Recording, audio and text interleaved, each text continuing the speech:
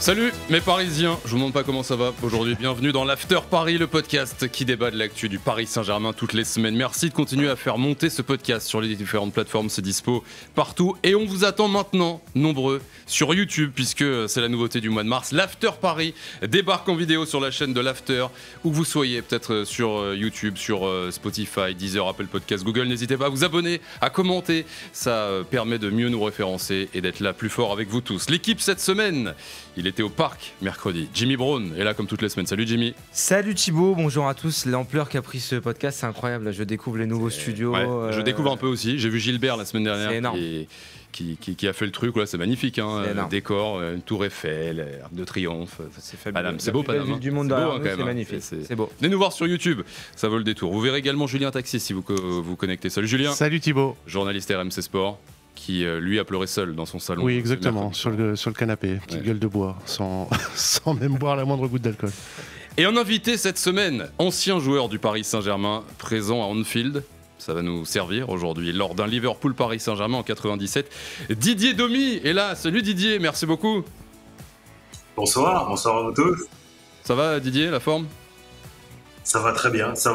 Bon, à part ce matin, bien sûr, après tout ce qui s'est passé hier, mais il y a un match retour et surtout très fier de cette équipe. Et ce serait justement peut-être le plus grand exploit de l'histoire du club pour rejoindre les quarts de finale de la Ligue des Champions. Paris va devoir aller gagner à Anfield et par 2 buts d'écart. La mission semble presque impossible, mais la prestation du match aller ce mercredi nous laisse quand même un peu d'espoir. Le PSG peut-il renverser Liverpool en Angleterre ? C'est notre débat de la semaine. Qu'est-ce que vous avez pensé de ce match aller ? On est tous là, on parle de gueule de bois, vous me l'avez déjà dit dès le début. Ce qui veut dire qu'on a des regrets, ce qui veut dire, on va essayer d'être positif, là on enregistre au lendemain, qu'on a des raisons d'y croire quand même, Julien. Moi je vois pas dans quelle mesure et pourquoi le Paris Saint-Germain ne pourrait pas réaliser, alors peut-être pas le même match, mais un match aussi fort, aussi intense. Certes, il y aura Anfield, on va en parler dans quelques instants, mais hier soir ils étaient non seulement dans la lignée de ce qu'ils nous offrent et proposent depuis plusieurs semaines. Honnêtement, franchement, pendant les 30 premières minutes, moi j'ai eu des frissons. On attendait tous le but, il y a eu le but refusé de Kvara. Après, l'intensité est un petit peu retombée, on est retombé sur les mêmes problèmes, entre guillemets, celui de l'efficacité, même si je trouve que c'est très différent du match face à l'Atlético, parce que Oblak n'avait pas sorti le match hier d'Alisson hier. Pour moi, il y a quand même pas mal de motifs d'espoir. Il y a aussi l'entre-deux matchs, dont on peut reparler aussi, à bien gérer. Et ça, je fais plutôt confiance à Luis Enrique. Je trouve les déclarations hier des joueurs très positives au sortir de la défaite. Je reste, si ce n'est confiant, avec pas mal d'espoir. Si on reste un peu sur le match, Luis Enrique a dit c'est injuste. Tout le monde est d'accord là-dessus, Didier ? Oui, bien sûr que c'est injuste. Mais pour revenir à la question d'avant, c'est même pas par rapport au match. Je suis vraiment content que la tournure que le PSG prend depuis quelques mois, depuis 2 ans avec Luis Enrique, avec Luis Campos, avec tous les joueurs, la qualité de recrutement, et puis surtout on a des valeurs sur le terrain, on a des valeurs en dehors, on a vraiment un état d'esprit, on est très bien en ballon, ça crée des occasions, c'est vraiment extraordinaire qui est en train de passer avec le Paris Saint-Germain. C'est marrant, on a eu énormément de stars, mais j'ai jamais eu cette impression si forte que on gagne la Ligue des Champions ou pas. Je pense qu'on a beaucoup plus de fondations pour la gagner maintenant. Et pour moi, c'est ça le plus important. Alors, qu'on passe contre Liverpool ou qu'on passe pas, c'est juste cette évolution qu'on a depuis 18 mois qui est énormément positive et on construit pas une équipe, on est en train de reconstruire un club. Donc c'est ça que j'aime beaucoup. Jimmy, d'accord avec tout ça ? Oui, moi je rejoins ce qu'a dit Didier dans sa première intervention. Le sentiment, c'est la fierté en fait hier soir. Tu sors du parc et normalement quand tu perds des matchs comme ça aussi importants en Ligue des Champions, t'as une espèce de colère qui traverse les tribunes. C'était pas du tout le cas hier. À la fin, les gens étaient juste tristes en fait, juste tristes et fiers parce que dans aucun monde, personne ne pouvait imaginer que le PSG, malgré le résultat final, on va le mettre de côté. C'est toujours compliqué sur un match aller-retour de Ligue des Champions de dire tu mets le résultat de côté, mais de voir, je pense que personne n'imaginait, aucun observateur, que ce soit les supporters parisiens, du côté de Liverpool, les gens qui suivent ces deux clubs, n'auraient imaginé que le match puisse se passer de la manière dont ça s'est passé hier. Je n'ai jamais vu Liverpool se faire balader comme ça a été le cas hier soir au Parc des Princes. On a suivi sur RMC Sport l'APL pendant 6 ans, le Liverpool de Jürgen Klopp. Je n'ai jamais vu Liverpool se faire trimballer dans ces proportions-là. Je crois que la dernière fois, c'était en 97 au match aller au Parc. Parce qu'il y avait il y avait du lourd en face. Peut-être, mais même l'équipe d'Arne Slot cette année, ils marchent sur l'Europe, ils sont premiers de PL, premiers de la phase de poule de Ligue des Champions, ils se sont baladés partout, ils perdent à Eindhoven, mais parce que c'était l'équipe C qui était envoyée. Là, t'as quasiment tous les titulaires qui sont là. Et en fait, on a assisté à une rencontre sur demi-terrain. C'était un truc de dingue. C'est-à-dire que le Marquinhos, Pacho, ils étaient sur la ligne médiane pendant tout le match. Avoir le courage d'être là, comme ça, de jouer aussi haut, le contre-pressing à chaque fois, les obliger à allonger. Moi, j'ai vu des joueurs de Liverpool complètement perdus. Ça, là, j'avais jamais vu comme ça. Diogo Jota devant, des contrôles qui partaient directement en touche, etc. Les mecs étaient perdus, complètement perdus, parce qu'il y avait un rouleau compresseur en face. Malheureusement, voilà, ils sont tombés sur un Alisson extraordinaire. Et justement, pourquoi des parades, je veux dire, c'était écœurant. Pourquoi on perd ce match ? On perd ce match, d'une part, voilà, je le disais, parce que Alisson, ça c'est incontestable, c'est le fait majeur de cette rencontre. D'autre part, parce que peut-être que tu as aussi la jeunesse qui entre en compte. Et là j'aimerais bien avoir l'avis de Didier là-dessus, mais au-delà de la jeunesse des joueurs, mais peut-être que le vécu collectif est tel que voilà, peut-être que parfois ça fait que quand tu te fais frustrer par un gardien, comme ça a été le cas hier, à un moment donné, tu perds en lucidité sur la fin. On peut quand même dire, le match a été extraordinaire. Moi, je vais pas revenir sur ce que j'ai dit. La première mi-temps surtout. À partir de la deuxième période, Liverpool, ils arrivent un peu mieux à contrôler le PSG, et surtout, tu sens qu'à un moment donné, ça s'essouffle. Moi, je voyais que sur les 20 dernières minutes, il y avait des situations de contre où voilà, ça accompagnait plus comme en début de match. Mais parce que c'est logique, à un moment donné, tu peux pas faire 90 minutes à cette intensité-là, pardon, c'est pas possible. Non, c'est beau. Donc voilà, je pense que il y a un peu de tout ça, et je pense que cette équipe va continuer à progresser, et quand bien même, comme Didier le disait, elle se ferait éliminer au match retour, ce qu'on souhaite pas, mais voilà, tu es en train de construire quelque chose de fort et auquel surtout les supporters sont en train de s'identifier, et ça c'est cool. Intensité, 3 syllabes, lendemain de gueule de bois comme hier soir, t'es pardonné. Moi j'ai pas dormi de la nuit, je t'explique, je suis rentré à 1h du mat après l'after, je me suis refait le match évidemment à la télé parce que tu peux pas dormir dans ces moments-là. J'ai dormi à 3h, j'ai pourquoi, bref. Et ce qui est top aujourd'hui, c'est qu'on est un peu à froid, on a un peu de recul, on a 24 heures plus tard. Est-ce que Didier, par rapport à hier soir, t'arrives un peu mieux à expliquer cette défaite ? Comment tu l'expliques ? C'est quoi ? C'est le manque de vécu, comme le souligne Jimmy ? Alors, je pense que on a vu comment le Paris Saint-Germain a dominé cette équipe. Alors le milieu de terrain pour moi c'est pas une zone de vérité, c'est une grosse zone d'influence. Plus tu vas gagner le milieu de terrain défensivement et offensivement, plus tu auras de chances de créer des occasions et plus tu auras de chances de gagner. Mais malheureusement, on n'a pas inventé le football, et le football se passe toujours dans les deux surfaces. Et je pense que hier, on l'a vu, quand tu as 4, 5, 6 occasions, certains attaquants dans le monde entier ou avant, avec une demi-chance, ils arrivent à scorer un goal. Excusez-moi, je parle souvent en anglais. Goal, ça va encore pour nous. Goal, on l'a encore. Voilà. Et donc, regarde le nombre d'occasions qu'on a eu hier. Donc, tout simplement, c'est juste l'efficacité. Et l'efficacité dans les deux surfaces. L'efficacité aussi au niveau de notre gardien. Malheureusement, quand tu regardes Alisson, et quand tu regardes ce qui se passe avec une occasion, je pense qu'on peut éviter ce goal. Donc c'est important de trouver une certaine efficacité dans les deux surfaces, parce que malheureusement c'est là que le jeu se joue. Mais quand tu regardes le milieu de terrain, tu regardes un peu les plans de Luis Enrique, comment il a presté, je trouve que c'est extraordinaire, parce que ça va nous donner encore plus de chance jusqu'à temps qu'on soit un peu plus efficient devant le but. Mais c'est vrai, ce qui est assez impressionnant sur la défaite d'hier soir, quand tu y réfléchis en fait, par rapport à toutes les désillusions qu'on a connues dans le passé avec le PSG, hier t'en veux à personne, ou presque. Oui, Non, pour moi, non, mais je vais quasiment, tu vois. Non, parce qu'il y a eu l'époque où t'en voulais à la direction sportive. Tu disais c'est n'importe quoi, le projet, les stars, ça marchera jamais. T'as eu le Real Madrid, tu pouvais en vouloir à Donnarumma ou machin. Bon, il y a un peu l'arbitrage encore hier soir, mais au final, tu te dis. Concernant le PSG, c'est un peu moi j'en veux, je suis désolé. Je l'avais dit avant le match aller que c'était l'une des clés. Et voilà, on le savait. Donnarumma, le contraste, il est quand même terrible hier. Voilà, Alisson, 9 arrêts, qui réalise lui-même le match de sa vie. Thierry Henry disait, je crois que j'ai jamais vu un gardien faire autant d'arrêts en Ligue des Champions. Et puis de l'autre côté, t'as Donnarumma, alors qu'a pas fait le même métier hier soir qu'Alisson. Il a un arrêt à faire, un tir cadré, il le sort pas, la main pas assez ferme. L'autre côté, et peut-être que les rôles vont s'inverser à Anfield, que Donnarumma aura plein d'arrêts, qu'il aura les gants chauds, chaud et qui va nous sortir le match qu'il faut. Mais le contraste, encore une fois, il est terrible hier soir et c'est pas la première fois. Tu reparlais des événements, des éliminations précédentes. Moi, je suis désolé. Real, il est là. Bayern, il est là. Dortmund, il est là aussi l'année dernière. On sait et on savait, il lui reste un match, que son avenir repose aussi en partie sur cette double confrontation. Et là, il s'est encore trouvé. Donnarumma, tu lui en veux aussi un peu ce matin quand même, Jimmy? Forcément, que tu lui en veux quand ils ont une seule demi-occasion et que ça finit dans le but et qu'en face Alisson a tout sorti, oui, mais après c'est dur parce que c'est pas une boulette non plus. Donnarumma, on l'a vu en faire pas mal.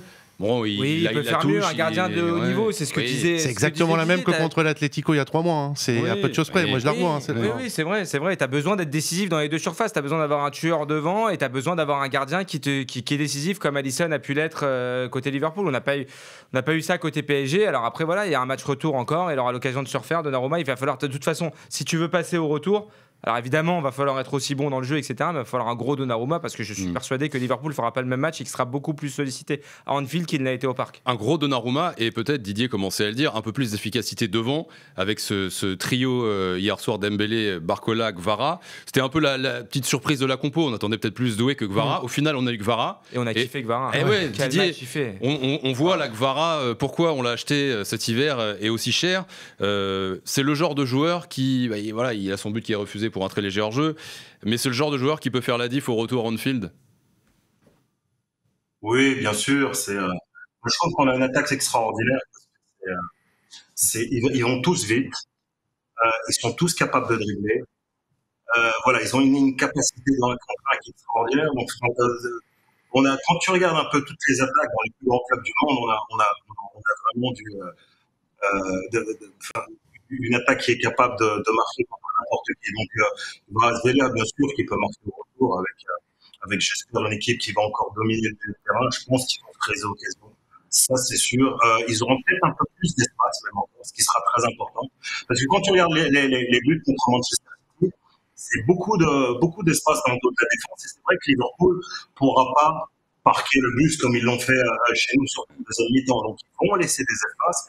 Et c'est vrai qu'on a la qualité au milieu de terrain pour sortir le pressing avec le Joao et les Vitinha et devant avec la vitesse de Dembélé, de Gvara et de Barcola, même de Doué.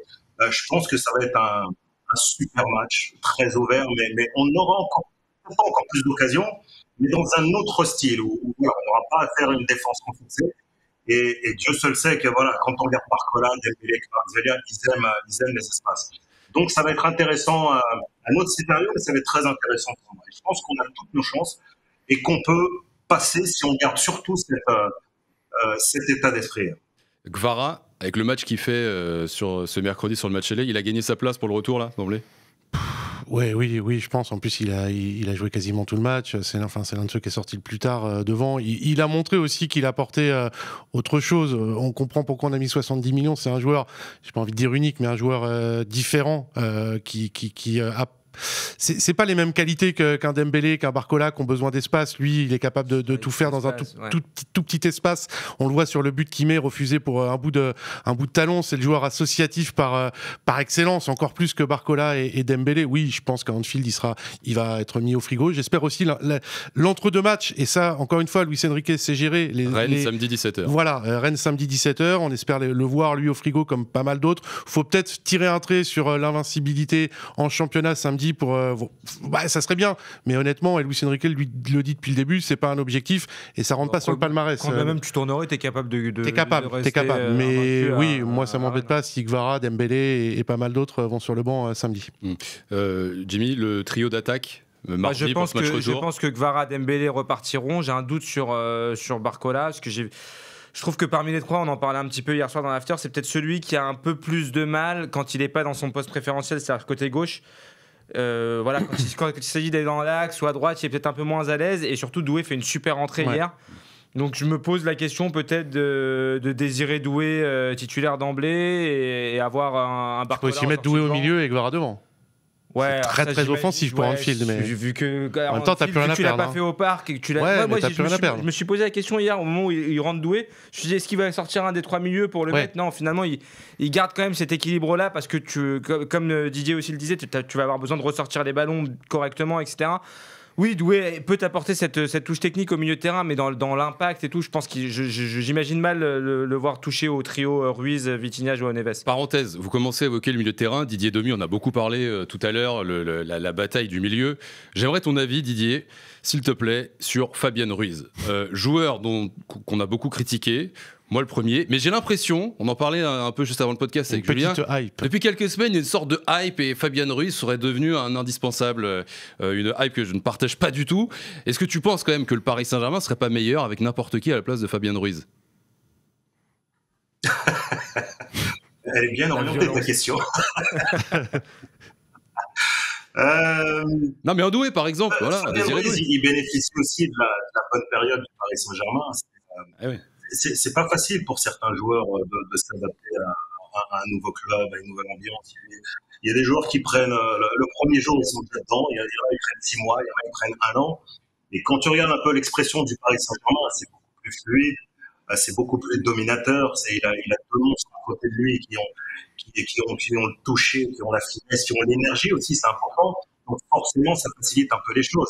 Fabian Ruiz, quand l'équipe elle est un peu plus ronronnote, bien sûr que tu vas moins le voir. C'est moins quelqu'un comme Doué qui a la capacité de se sortir un peu d'un pressing ou d'être beaucoup plus fluide sur tout le match. Donc c'est normal, mais tu mets Doué, tu mets Warren, ça peut apporter des choses.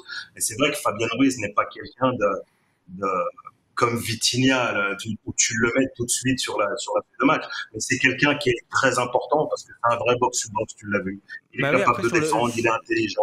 Sur le match d'hier, moi j'ai trouvé qu'il était beaucoup... d'aller dans la surface de réparation. Donc, je veux dire, Paris, c'est une entité, c'est un groupe de 22 joueurs. Je pense même au Mayolo, à tout le monde. Ils ont différentes qualités, mais ils s'imprègnent dans ce système et dans ces nouveaux principes de jeu. Donc c'est ça le plus important. Et puis comprendre aussi, circonstances atténuantes, il ne faut pas oublier que Fabian Ruiz n'a pas Rodri à Paris. Il ne faut pas l'oublier quand même. Il ne peut pas faire les mêmes matchs qu'en Espagne. Je te trouve sévère sur le match d'hier, j'allais le dire, j'allais couper Didier sur le côté travail sans ballon, la projection aussi. Ouais. Il se projette, il fait des décalages, il va dans la surface. Tu sais, c'est une équipe, vu que Dembélé, il redescend beaucoup pour toucher les ballons, t'as pas vraiment de neuf, etc. C'est quelqu'un qui a l'intelligence à chaque fois d'occuper les bons espaces, d'aller dans la surface de réparation. Zaïre Emery le fait mieux que lui. Hein. De manière différente, c'est pas le même profil. Moi j'aurais aimé qu'il dynamite un peu plus, par exemple. Zaïre Emery sur son entrée. Oui, il a eu que 15 minutes, mais tu vois, j'aurais aimé qu'il prouve que voilà, sur 15 minutes, il était mort de faim, qu'il allait redynamiser le milieu. Il a eu un peu de mal. Après, tout le monde autour de lui était aussi. Voilà, ils avaient tous 80 000 dans les jambes. Il est aussi un petit peu moins dans la lumière. Didier a raison. Quant à Vitinha et João Neves, qui sont des piles électriques, beaucoup d'intensité, plus technique. Fabian joue moins vers l'avant et c'est pas le même rythme.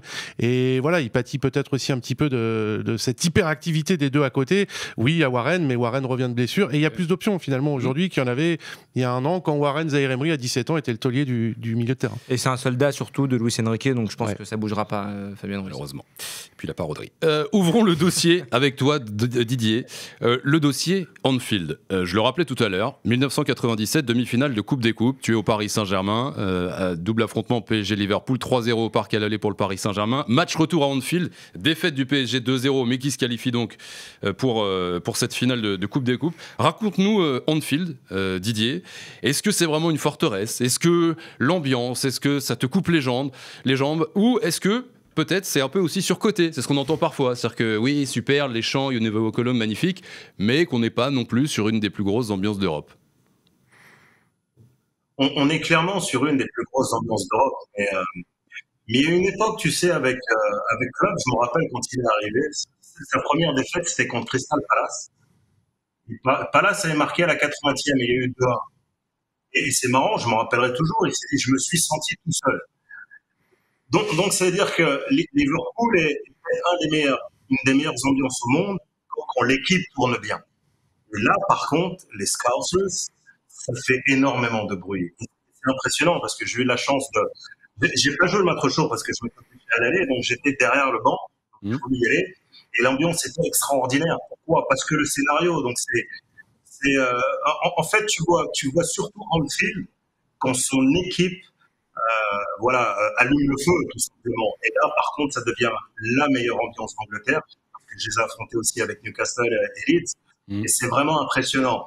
Mais si Paris commence jouer, commence à vraiment se créer des occasions, ça peut mettre le doute dans Liverpool. Mais c'est vrai, quand tu entends le You'll Never Walk Alone, ou ici et au Celtic Park, c'est extrêmement impressionnant. C'est vraiment des frissons, c'est vrai. Mais oui, je le répète, ça n'a pas toujours été comme ça. Oui, parce que ce qu'on entend beaucoup depuis la défaite, c'est dire... on a l'impression que c'est injouable. C'est-à-dire que Paris a fait un super match, a ultra dominé. On a vu les stats partout sur les réseaux, les XG, les tirs, etc., la possession. Mais malgré tout, il n'y aurait aucune chance au match retour. Non, tu te dis, t'as pas de raison de ne pas réussir à refaire le même match au retour. T'as des raisons de penser que Liverpool fera pas le même match au retour, surtout. Ils peuvent pas faire ça à domicile. Tu peux pas à domicile les voir attendre et tout, c'est pas possible. Liverpool, c'est une équipe qui va jouer, qui va te rentrer dedans, qui va être revancharde forcément, parce que même s'ils ont gagné le match, tu vois, enfin, je veux dire, ils ont à ce niveau-là, c'est des énormes champions qui composent cette équipe-là. T'as un niveau d'orgueil, d'ego qui fait que au retour devant tes fans, tu peux pas aborder le match de la même manière. Donc je t'écoute, mais en même temps il y a la musique en fond, j'ai l'impression d'être sur RTL2, c'est kiffant, j'adore. Ouais, pardon, Julien. Non, moi je compte beaucoup aussi sur Luis Enrique, encore une fois sur la gestion de l'entre-deux matchs. Je parlais de Rennes, mais c'est presque le moins important.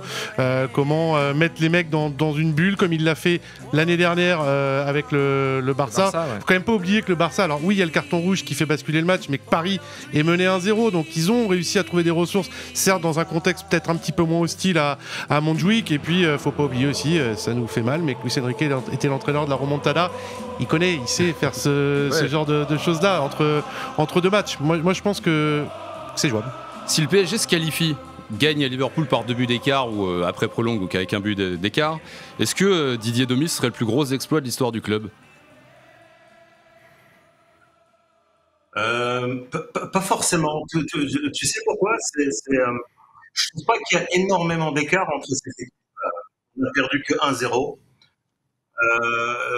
La performance d'hier, c'est quand même unique pour un match de Coupe d'Europe.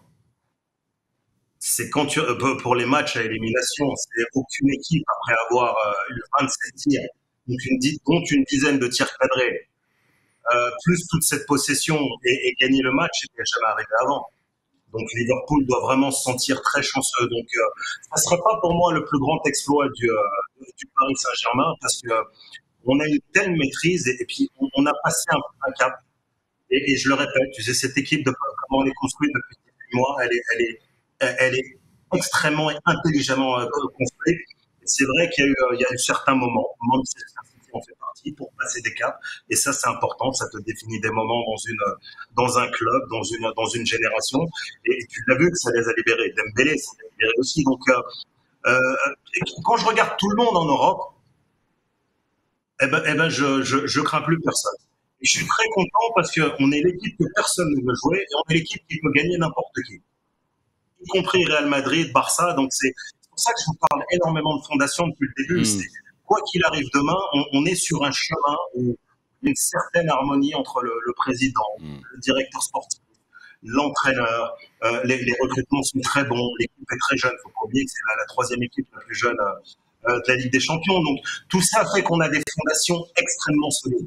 Et le fait qu'on ait beaucoup de talent avec les 3 de devant et avec tout le monde, avec les 22, les 25 même, et ben voilà, je serai toujours fier de cette équipe parce qu'elle courra toujours, elle a énormément de qualité et elle pourra gagner la Ligue des Champions. Ça fait plaisir, ça fait plaisir à entendre. Pour te répondre. Ouais.